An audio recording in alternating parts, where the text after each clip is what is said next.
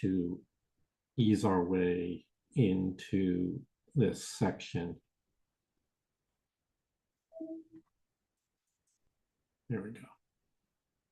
So we've mentioned many times before, pay attention to how you feel. It's a very strong indicator of the nature of one's reaction to any event, situation, whether it be a feeling of pain or guilt or loss of peace.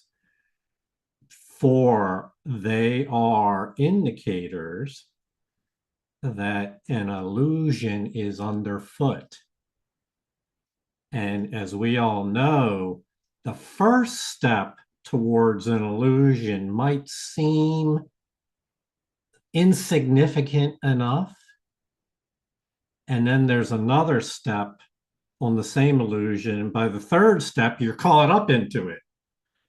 You're starting to really work yourself up. So we want to recognize when these temptations arise in our mind, pay attention to those indicators, for they are very strong. If you loss of peace would be a broad way of referring to these indicators. And we could describe this process as a series of sequences that begins with some form of trigger, and then you have this feeling of which you may or may not pay attention to, but it's there just the same. If you are to change it into choose miracle-mindedness, then the pause, the divine pause, is essential so that you not continue to cycle in the initial levels. You take a pause, and that's where the fork in the road, you make your choice there and choose a miracle instead. And when you make that choice, the Holy Spirit is guaranteed to respond with an exchange between the way you might have originally interpreted your trigger and help you see a forgiving way of responding to the same event. So all that will come up in the section we're reading today called Above the Battleground. This is one of the very widely mentioned metaphors in A Course in Miracles. Welcome to Miracles on High Plains. My name is Jonica, and our reader for this session is Atisha. We want to read a paragraph from the previous section that pointed to what we're going to read today. Mistake not truce for peace, nor compromise for the escape from conflict. To be released from conflict means that it is over. The door is open. You have left the battleground. You have not lingered there in cowering hope that it will not return because the guns are stilled and instant, and the fear that haunts the place of death is not apparent. There is no safety in a battleground. You can look down on it in safety from above and not be touched. But from within it, you can find no safety. Mm-hmm. So when some trigger event occurs, there's a choice that the mind makes. And while we will use physical metaphors here, we're really referring to the choices that the mind makes. One is you can choose to leave the battleground, or in the absence of that type of choice to reinforce your peace, you can choose to linger in the battleground. An absence of choice results in you lingering without a sense of purpose, without a sense of meaning. And when we do linger, there's no point in looking for safety in a battleground of trying to rationalize, well, why did he say that? How could anybody do such a thing? Don't they realize how this is hurting? Trying to reason through all that will just turn you round and round because it's outside of the realms of reason. Illusions don't exist in the domain of holy reason. But you do have a choice to leave the battleground. And what it says here, and this is really our lesson here, you can look down on the battleground in safety from above and not be touched. How you do that is something we need to learn. How to, in our own experiences, the things that we hold, illusions that we hold to be meaningful. Let's say you have an idol and somebody desecrates your idol. All of a sudden you get triggered. How do you leave that battleground and rise up so that you can look down on it from a different point of view? This would be the point of view that the Holy Spirit has. How can you ascend to that point of view? That's what we're going to read about today.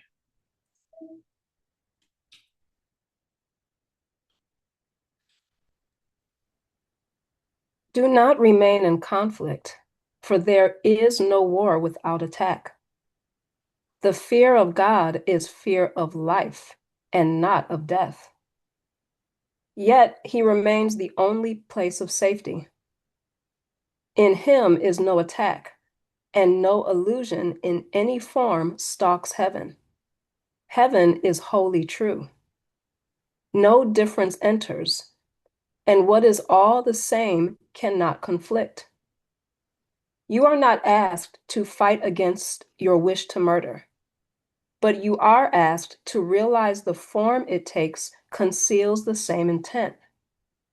And it is this you fear and not the form. What is not love is murder. What is not loving must be an attack. Every illusion is an assault on truth, and every one does violence to the idea of love because it seems to be of equal truth. There's something very deep here that's being said. It's not always immediately transparent, these points of view that are being expressed here. So, just as a review, this was mentioned in our previous session. When the reference to murder here should be taken not uh, literally, but should be taken as a metaphor of the denial of someone's place in heaven is to deny them life in heaven. And to deny someone life in heaven is a form of murder, meaning that when you judge someone as less than less, as lacking in love, as undesirable, any form of judgment there, it says here, any what is not love is anytime you judge someone, you are downing them, you are pushing them out of, in your mind, out of the heaven of your own mind. That's murder. To kick someone out of the heaven of your own, it's not saying that they actually leave heaven, but to your own consciousness, they no longer deserve to be in the heaven of your own mind. That's murder. So take it that way. And this impulse, which it is a primitive instinctual impulse to judge against and find guilt. You're not asked to fight against this wish to murder. The Course is not trying to stop you from having the impulse in that direction, but you are asked to realize that whatever form it takes doesn't really matter.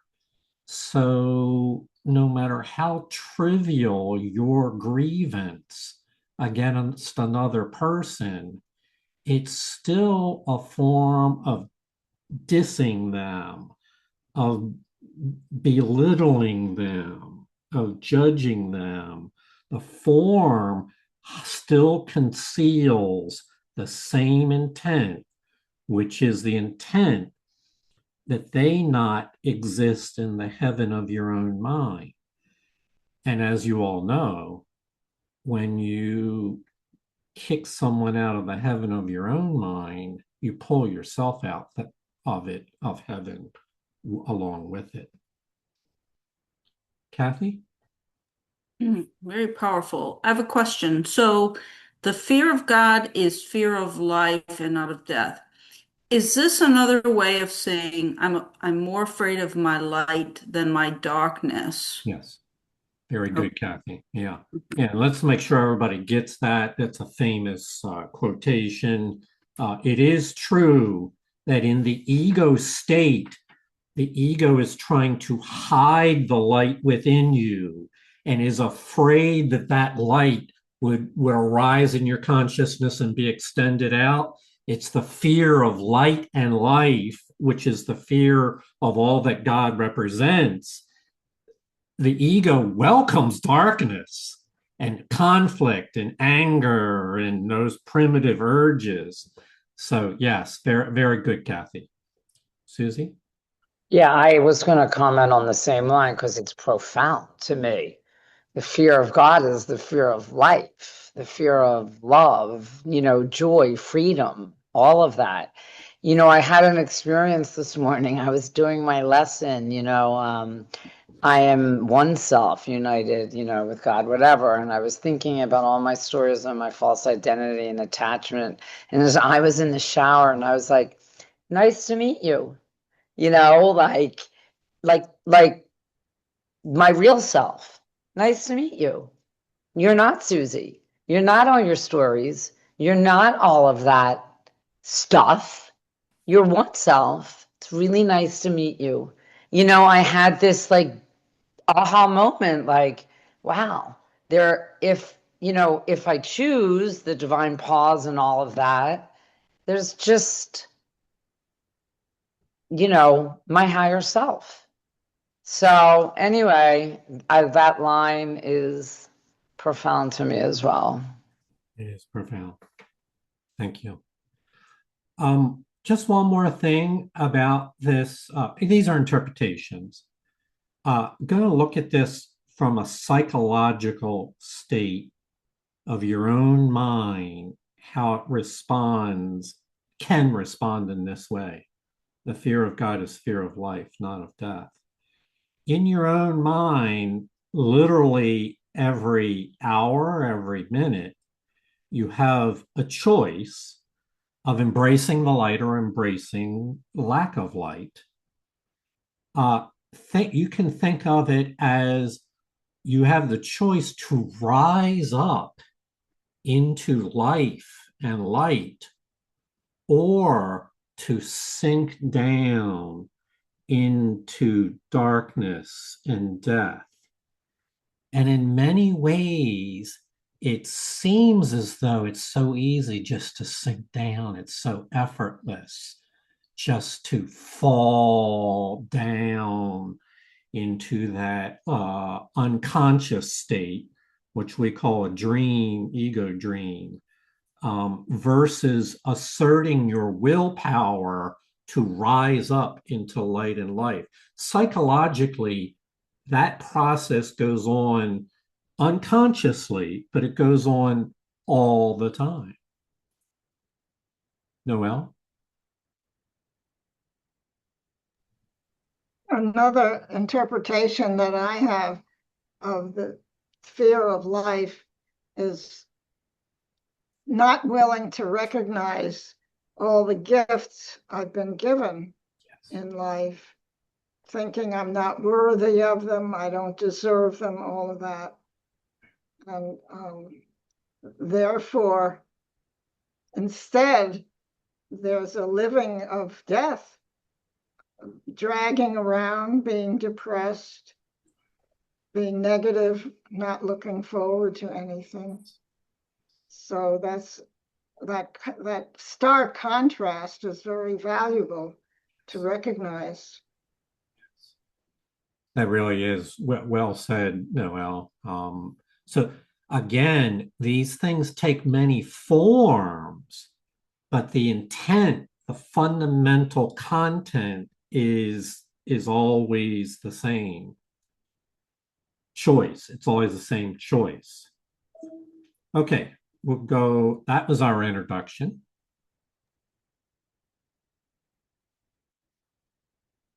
Every illusion is an assault on truth, and everyone does violence to the idea of love because it seems to be of equal truth. What can be equal to the truth yet different? Murder and love are incompatible. Yet, if they both are true, then must they be the same and indistinguishable from one another? So will they be to those who see God's Son a body. For it is not the body that is like the Son's creator. And what is lifeless cannot be the Son of life. How can a body be extended to hold the universe? Can it create and be what it creates? And can it offer its creations all that it is and never suffer loss?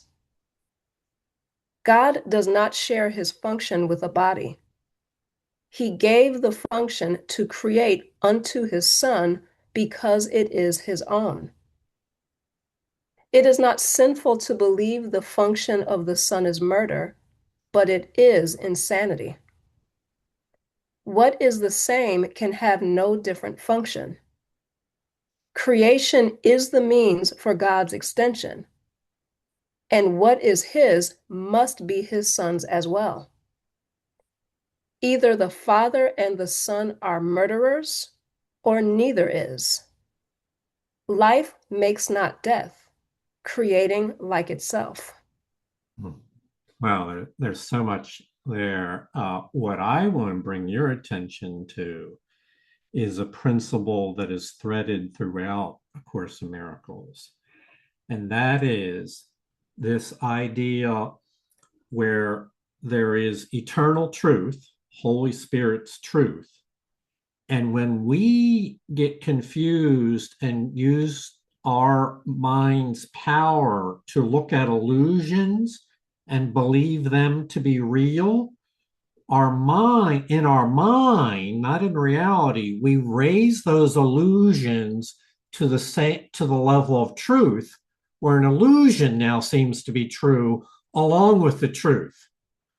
So you can see how it seems to the confused mind that illusions and truth are the same. Well, that's confusing.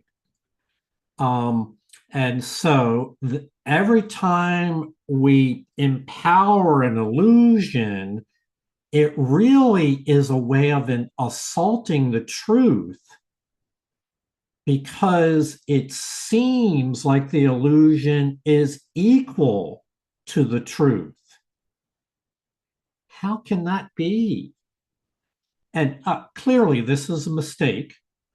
And so the whole teaching, the entire teaching of the Holy Spirit, is to help you to understand the difference between an illusion, which is all confused and obeys only the laws of chaos, and the truth, which is forever true, eternally true, and obeys the laws of creation, so that your mind can look at those two and not be confused and see that they're different.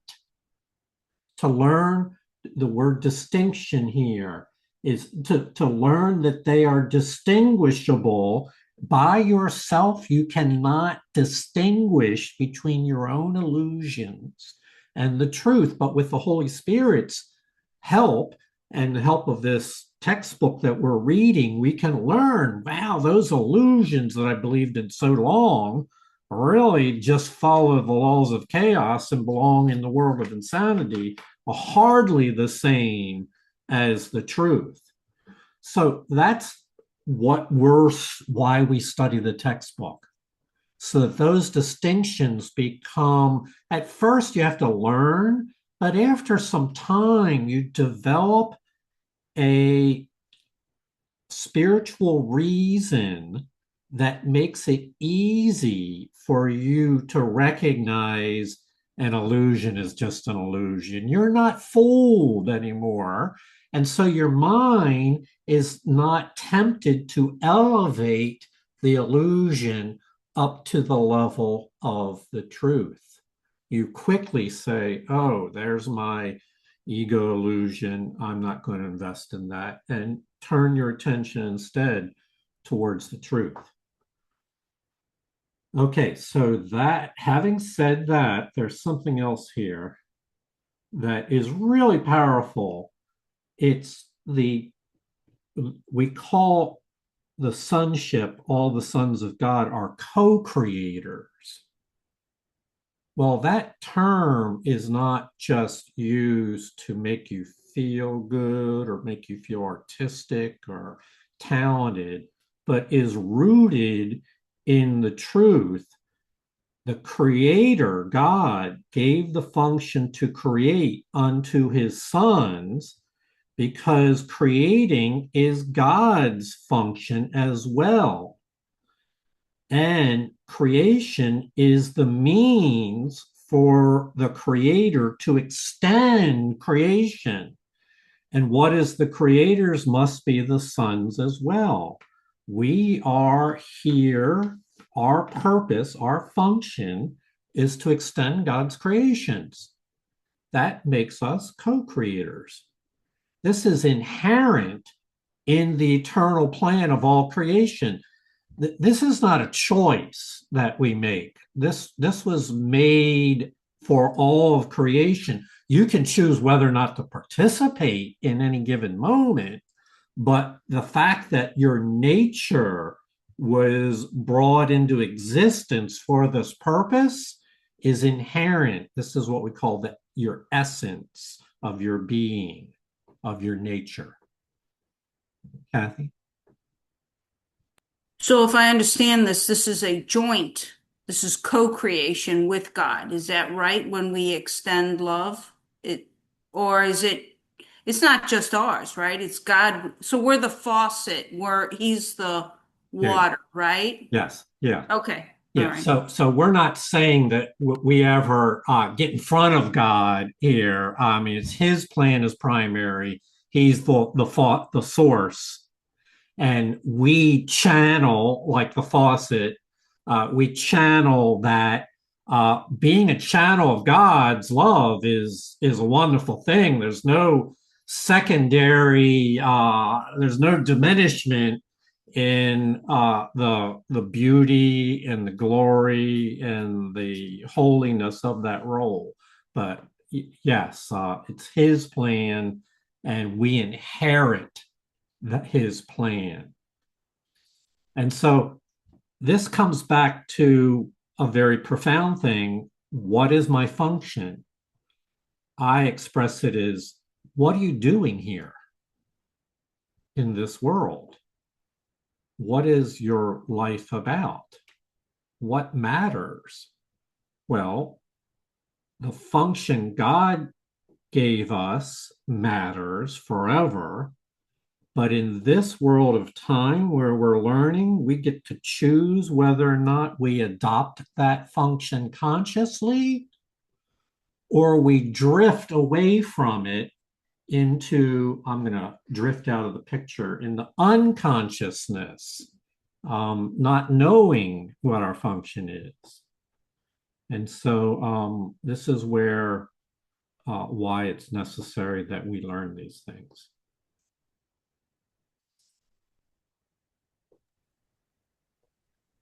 The lovely light of your relationship is like the love of God. It cannot yet assume the holy function God gave his Son, for your forgiveness of your brother is not complete as yet, and so it cannot be extended to all creation.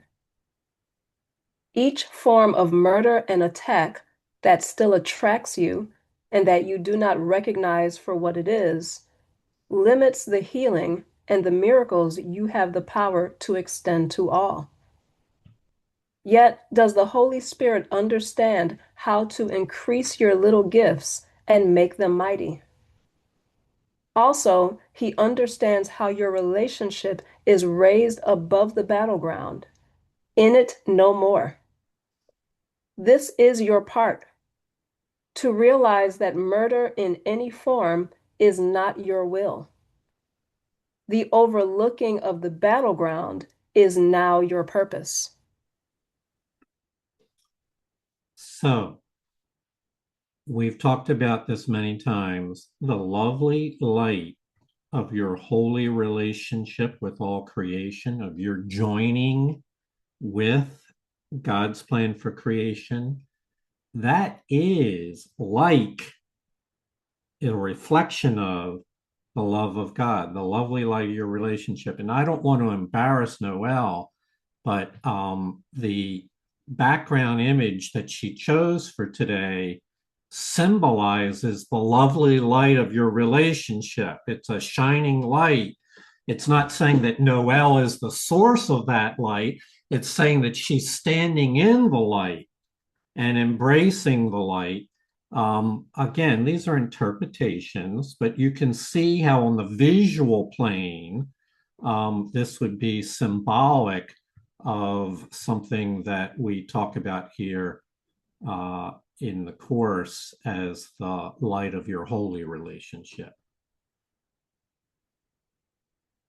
Okay, so what they say is what using time and space as our framework for the moment, that while we're in this learning journey of time and space, learning to forgive, that your forgiveness of your brother is not complete as yet in time.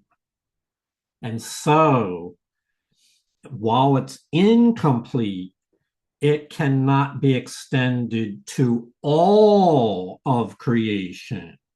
It's not saying it can't be extended to one or two or a few, but it does imply that when your forgiveness is complete, and that's the goal of this course, is to help us to reach that state of attainment where we forgive entirely, then our forgiveness will be able to extend to all of creation.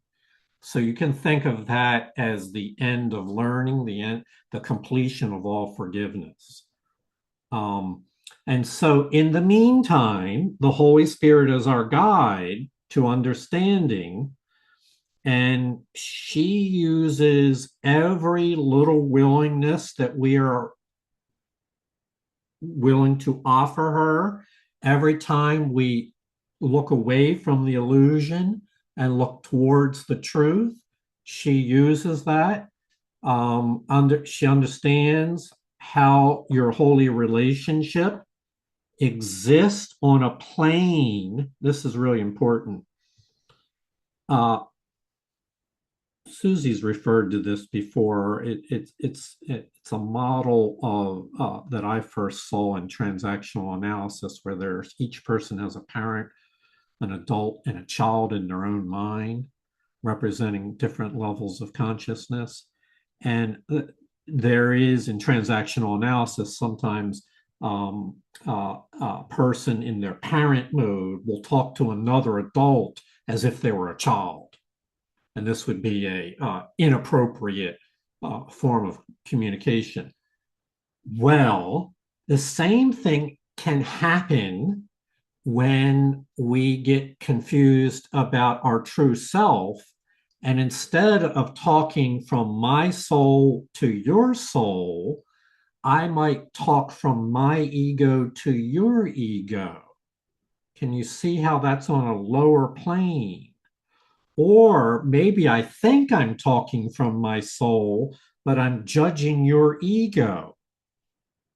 In fact, the soul doesn't judge at all. It's really my ego, but I might pretend as if I'm the Holy One and talking from my soul, but pointing out your flaws, your shortcomings. Well, so where am I going with all this?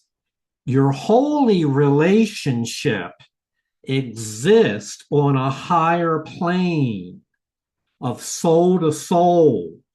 It does not engage in the plane of ego to ego, the battlefield of conflict and judgment and guilt and hurt. It's not functioning there. And you have a choice of where to direct your attention, to the plane of ego, the battlefield, or the plane of your holy relationship, which is where the Holy Spirit will meet you there, will join you there. And this shift, which is a decision of your willpower, let me pause on that note for a moment.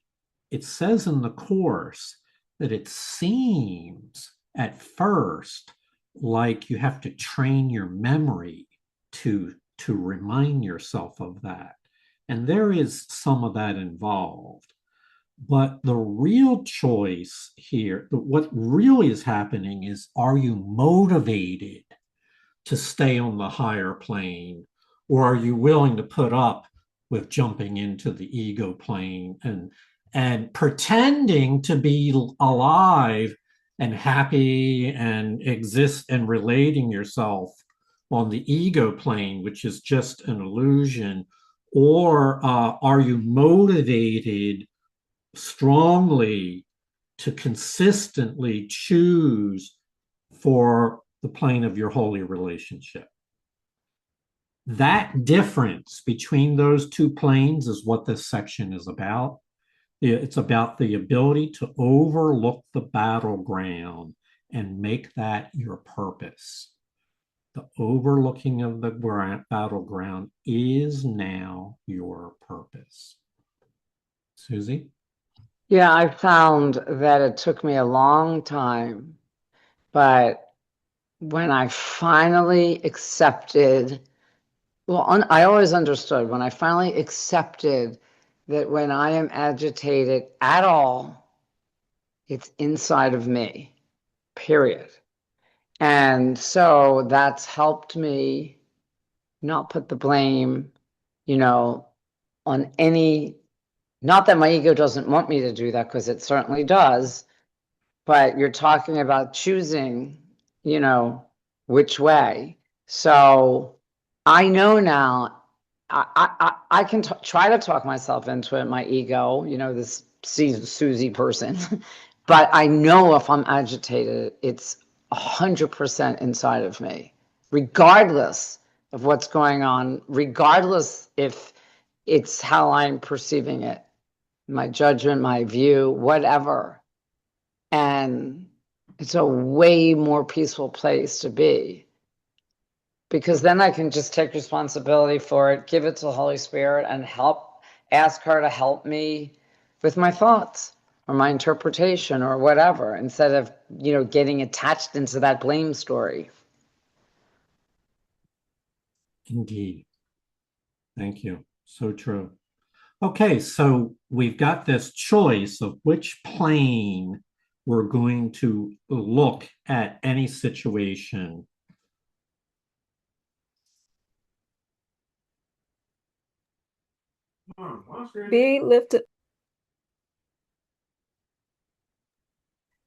Be lifted up, and from a higher place look down upon it. From there will your perspective be quite different. Here in the midst of it, it does seem real. Here you have chosen to be part of it. Here, murder is your choice. Yet from above, the choice is miracles instead of murder. And the perspective coming from this choice shows you the battle is not real and easily escaped. Bodies may battle, but the clash of forms is meaningless. And it is over when you realize it never was begun. How can a battle be perceived as nothingness when you engage in it? How can the truth of miracles be recognized if murder is your choice? Mm-hmm. From this newfound perspective we have of these two levels, the principle miracles are natural when they do not happen, something has gone wrong. Well, do miracles happen down on the battlefield? Do miracles happen at the plane of holy relationship? On the plane of holy relationship, miracles are happening all the time. For that is the very essence of relating to the light in another person. It's a miraculous encounter, a holy encounter. But down on the battlefield, trying to look for a solution, what the Course warns us about, and this is maybe for people not something that takes quite a while, you cannot find the truth down on the battlefield. You cannot find forgiveness and peace and mercy and love and holy relationship down on the battlefield. Exist, but it's natural to find those things on the plane of a holy relationship. So be lifted up from a higher place and look down on the battlefield, but don't try to engage in the battle. Noel?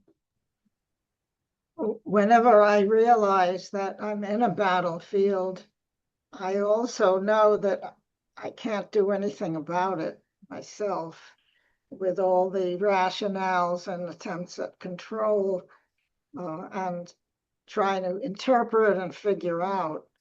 So I always go to Holy Spirit. Well, not always, but every time I remember, I go to Holy Spirit and to ask for help to raise me above the battlefield and to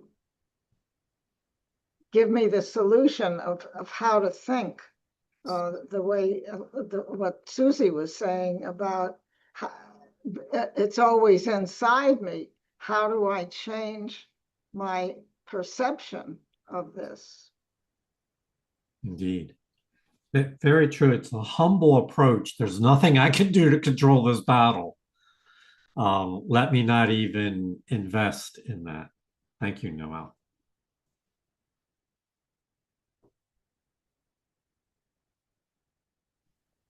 When the temptation to attack rises to make your mind darkened and murderous, remember you can see the battle from above.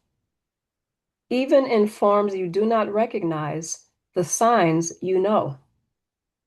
There is a stab of pain, a twinge of guilt, and above all, a loss of peace. This you know well. When they occur, leave not your place on high, but quickly choose a miracle instead of murder. And God Himself and all the lights of heaven will gently lean to you and hold you up. For you have chosen to remain where He would have you, and no illusion can attack the peace of God together with His Son. Mm-hmm. So, Julie, this gives a new interpretation to the encouragement, or to pay attention to how you feel. It says a stab of pain, a twinge of guilt, a loss of peace. This you know well. These feelings we recognize well.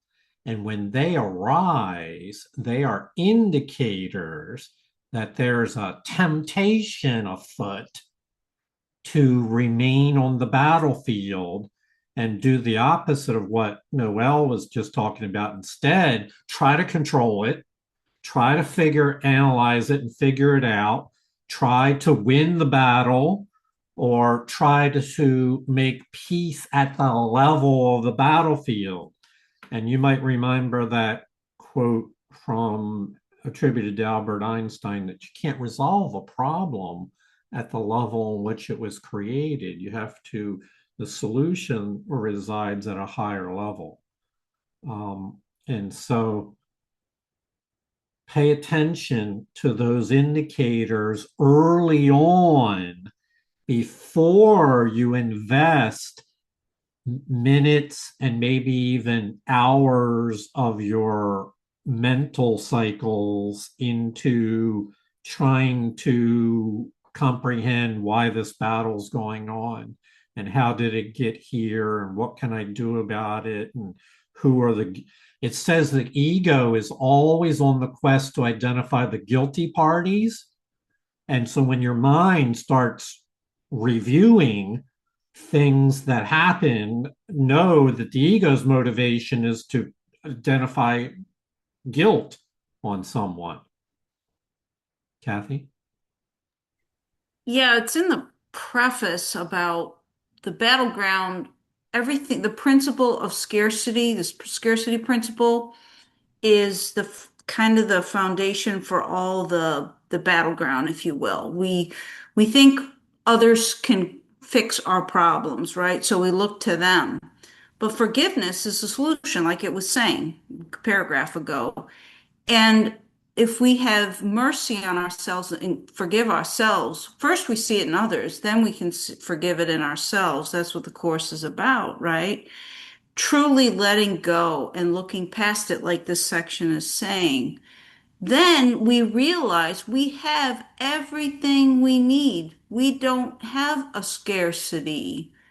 And I think that's key because truly God provides everything we need. And the Course says when we see only love, or and when that love is all we want, then that will be all we see. And that is the Course in Miracles to me. Yeah. That summarizes it really nicely. Love is all we want, love is all we'll see. And know when these temptations occur, leave not your place on high, but choose quickly a miracle.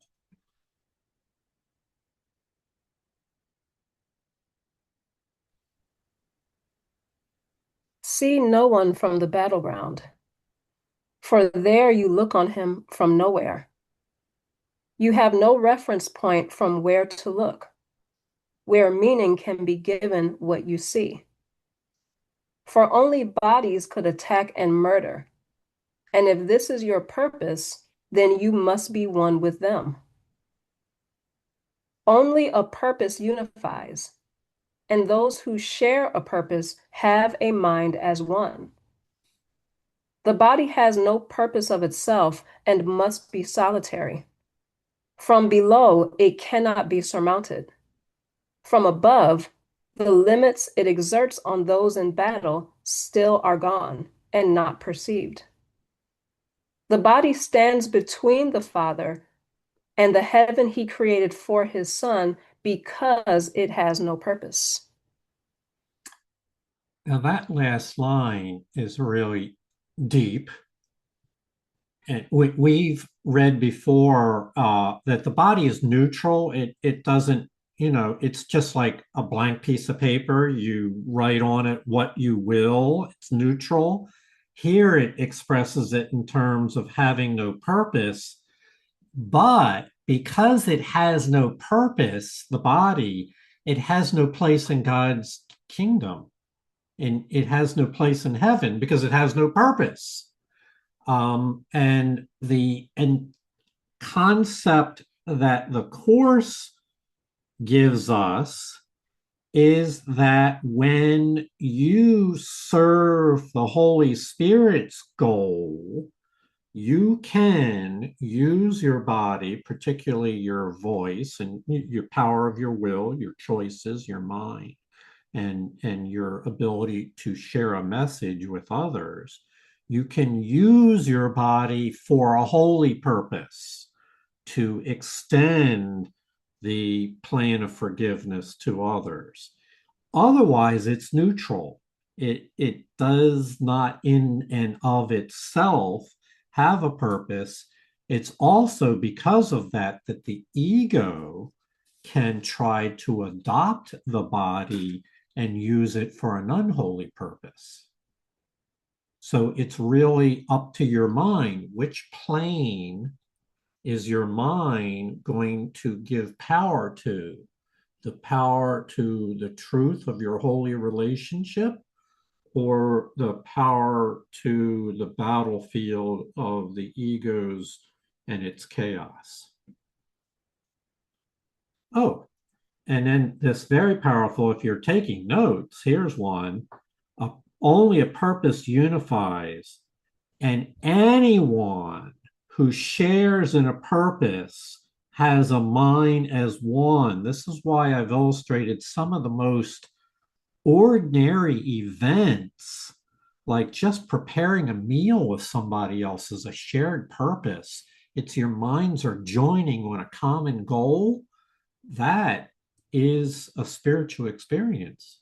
It's a coming together. We come together in these sessions for that very reason, to learn together the plan of forgiveness.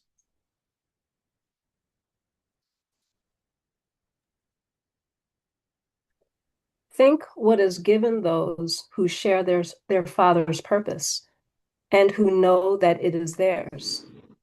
They want for nothing. Sorrow of any kind is inconceivable. Only the light they love is in awareness, and only love shines upon them forever. It is their past, their present, and their future, always the same, eternally complete and wholly shared. They know it is impossible their happiness could ever suffer change of any kind. Perhaps you think the battleground can offer something you can win. Can it be anything that offers you a perfect calmness and a sense of love so deep and quiet that no touch of doubt can ever mar your certainty, and that will last forever? And speaking of happiness, where are you going to find happiness? On the battlefield,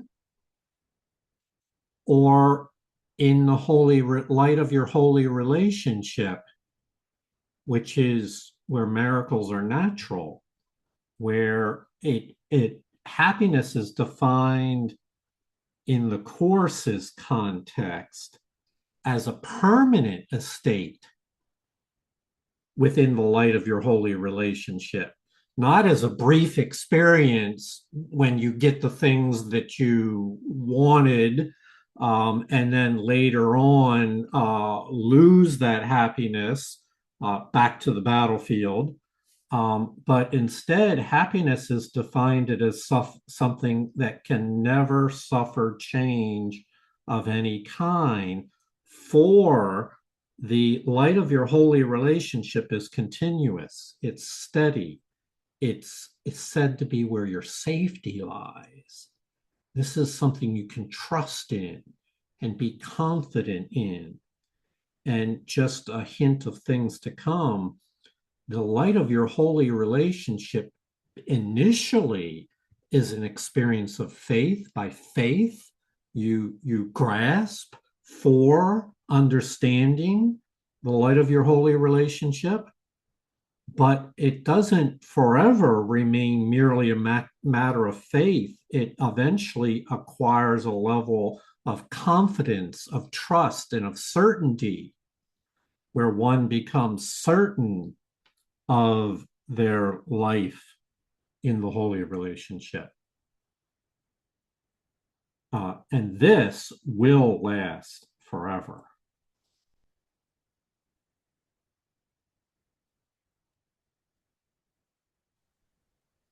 Those with the strength of God in their awareness could never think of battle. What could they gain but loss of their perfection? For everything fought for on the battleground is of the body, something it seems to offer or to own. No one who knows that he has everything could seek for limitation, nor could he value the body's offerings. The senselessness of conquest is quite apparent from the quiet sphere above the battleground. What can conflict with everything? And what is there that offers less, yet could be wanted more? Who with the love of God upholding him could find the choice of miracles or murder hard to make? No one could find that choice hard to make. Kathy referred to a little earlier, I think she said it's in the preface, where they talk about lack and limitation, the state of the ego, of deprivation, lack of love, emptiness, hopelessness, despair, etc. In contrast to the state we referred to a moment ago, where in the light of your holy relationship, you become certain, trusting, safe, and confident in that. It's in that stage that you come to recognize your own inner perfection. We haven't talked a lot about perfection recently, but I have a feeling that's going to come up a lot more. So it's in that state that one begins to understand and appreciate the magnitude of God's plan for creation, where we are here as co-creators of his love. And with that comes an inherent perfection. And so when you're tempted by those stab of pain or cringe of fear, when you're tempted to engage in a battle, realize what could happen there. What could you possibly gain but losing the awareness of your perfection? In other words, it's think of it as a ladder. I find this very helpful, and we'll use this metaphor again, as a ladder that one descends from the light of your holy relationship down into a dark battlefield where you lose awareness of miracles and of the Holy Spirit and of your function, of yourself. That's the price we pay when we become unconscious, when we forget, when we take the bait, because we're baited by the ego into that battlefield. And when we accept the bait and engage in it, the price we pay is the loss of awareness of our own perfection. And so once you understand that schema, what remains is just mind training. It's just a matter of, okay, I realize there are these two levels, and I know I don't want to be down there on the battlefield. Who would choose murder over a miracle? But my mind sometimes does it anyway. Well, that's what mind training is about, so that your mind is more attending to those stabs of pain and those triggers of fear, and that very quickly you realize that's an invitation to descend down the ladder into the battlefield. I don't want to go there. I don't like being there, and it can take me an hours to recover my sense of inner peace when I engage in that. It's not worth it. So I choose to train my mind so that I might share in this higher purpose. So we'll pursue that further, this is the end of chapter 23. We'll be going on to 24.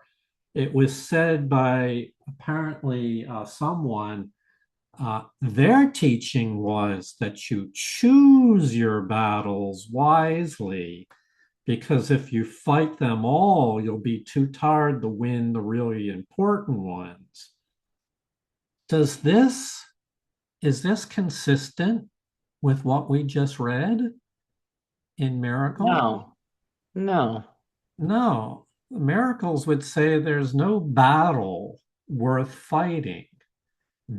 And this is where the ability to recognize the illusions from the truth comes in, because if you think some battles are worth fighting, then you'll follow this guide. You'll save yourself for the big fights, for the big battles and whatnot. But if you learn that there's no battle worth fighting, that distinction saves you from yet another battle and allows you to retain the memory of your own perfection. So that's as far as we are going to go in today. That's as far as chapter 23 goes. We'll pick up chapter 24 in our next session. I want to thank you all for your willingness to engage in understanding the difference between the light of your holy relationship and the battlefield.